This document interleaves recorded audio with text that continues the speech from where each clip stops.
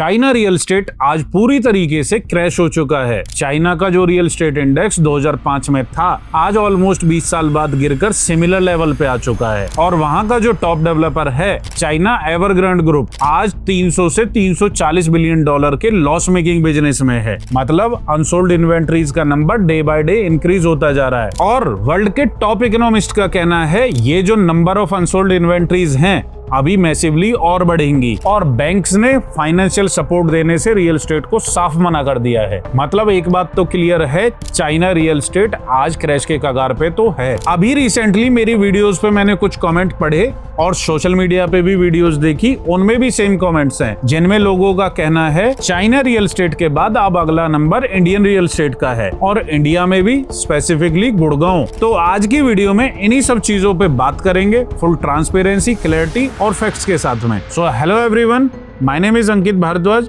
और आज की वीडियो में समझने की कोशिश करते हैं the reason behind downfall of China real estate. Home buyers are afraid of not getting the home that they paid for. The problems China have now are deep-seated structural ones. I think the consensus is already that for China, the property sales may not go back to yesterday.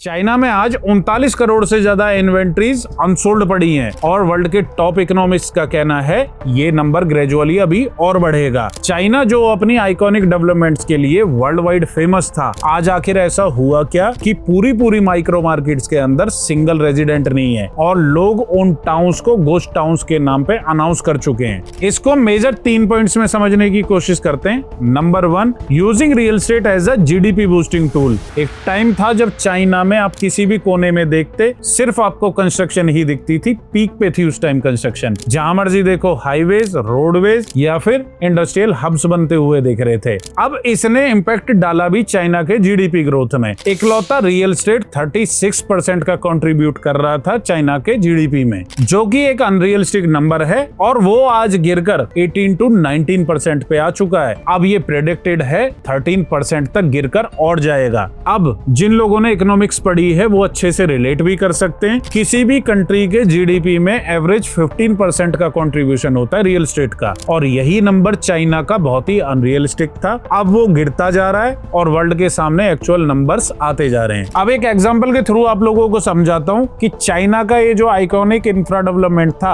आखिर उसका purpose क्या था। $20 billion खर्च करके China ने समुद्र के ऊपर से एक ब्रिज बनाया जो कि हांगकांग को मकाऊ के साथ में कनेक्ट कर रहा था। आज उस हाईवे के ऊपर से हार्डली एक गाड़ी क्रॉस होती है पूरे दिन के अंदर, और इसी नंबर की अगर मैं बात करूं साल में तो 100 गाड़ियां मुश्किल से नहीं क्रॉस हो पाती। चाइना बिजी था अपने इन आइकॉनिक डेवलपमेंट्स के अंदर जिसकी उसकी कंट्री को जरूरत ही नहीं थी। अब इसको समझने की कोशिश करते हैं अपने सेकंड पॉइंट में, डिमांड एंड सप्लाई। अब ये इकोनॉमिक्स का बेसिक सा रूल है, अगर किसी प्रोडक्ट की सप्लाई अचानक से बढ़ जाए और उसकी डिमांड स्टेगनेंट रहे तो प्राइसेस का नीचे आना तय है। यही हुआ चाइना के साथ। उन्होंने अपने इंफ्रा और सप्लाई को तो ध्यान में रखा, लेकिन चाइना ने ये बिल्कुल ध्यान नहीं दिया जो मेरी करंट एम्प्लॉयमेंट है, क्या वो कैपेबल है जितनी सप्लाई आज मैं मार्केट के अंदर दे रहा हूँ उसको फ्यूचर में अफोर्ड कर पाए, या फिर मुझे कितनी नई जॉब्स फ्यूचर में जनरेट करनी है जिससे मेरी सप्लाई और डिमांड सेम पेज पर आ जाए। अब एक गुड़गांव के एग्जांपल से ही आपको समझाता हूं जिससे आप अच्छे से रिलेट कर पाएंगे। एसपीआर रोड में M3M ने आज से 4-5 साल पहले इतने कॉमर्शियल्स खड़े कर दिए जिसकी आज भी डिमांड नहीं है और आने वाले 4-5 साल तक भी मुझे नहीं लगता कि डिमांड होने वाली है। अब ऐसा हुआ क्यों? क्योंकि ना तो वहां हैबिटेशन थी, ना वहां आईटीज थी, ना ही वहां पे इंफ्रा था। तो ये होता ही उस कंडीशन में है जब आपकी सप्लाई ओवर हो जाए और डिमांड ना के बराबर है। Point number 3, China is not a welcoming country. आप ही लोग बताइए, चाइना के साथ में जितनी भी कंट्रीज बॉर्डर शेयर करती हैं, किसी एक के साथ में भी चाइना के अच्छे रिलेशंस हों, चाहे मैं बात करूं जियोपॉलिटिकली या फिर इकोनॉमिकली? जवाब हम सबको पता है,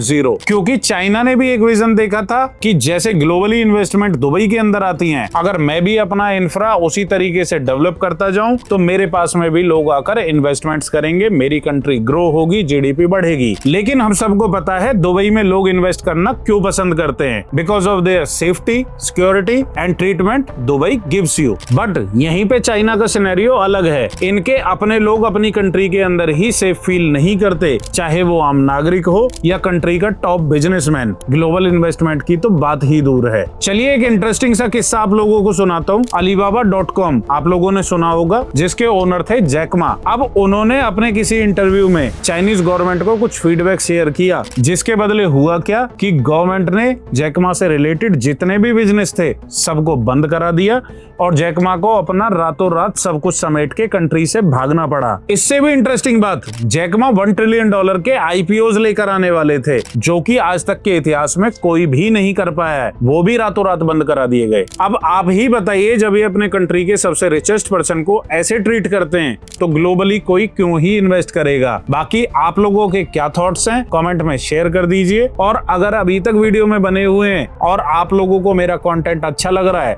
तो चैनल को सब्सक्राइब कर लीजिए। अब ये तो था कि चाइना रियल एस्टेट में क्रैश क्यों आया। अब बात करते हैं उन लोगों से जो बोल रहे हैं कि गुड़गांव रियल एस्टेट में मंदी आने वाली है, बबल फटने वाला है या इंडियन रियल एस्टेट डाउन जाने वाला है।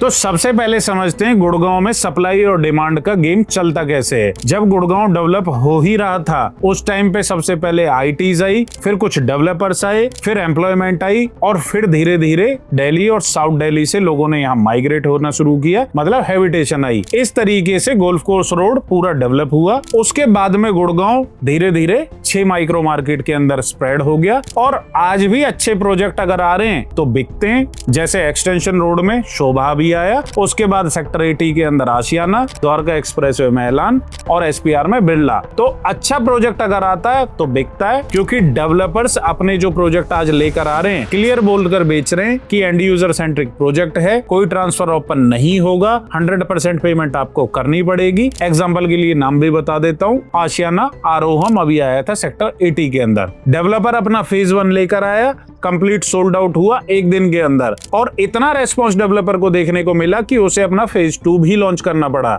और वो भी सोल्ड आउट हो गया। और अब बात करते हैं उन लोगों से जो बोल रहे हैं गुड़गांव रियल एस्टेट क्रैश होने वाला है। ये 2 तरीके के लोग हैं। पहले वो जिन्होंने अपने ब्रोकर की समझ से गलत प्रोजेक्ट में एंट्री की और एंट्री टाइम उससे भी गलत चुना। इनके पास में सिर्फ 30% का पैसा था कि फर्स्ट इंस्टॉलमेंट पे कर पाए। इनके ब्रोकर ने इनको समझाया एग्जिट हो जाएगा आराम से और 2-2.5 साल तक कोई नेक्स्ट पेमेंट करनी नहीं है। अब इनके पास में ना तो पैसा है नेक्स्ट डिमांड का देने के लिए, ना ही बैंक एलिजिबिलिटीज है। इसलिए ये लोगों की वीडियोस के अंदर जाकर कमेंट कर रहे हैं कि मार्केट क्रैश होने वाली है।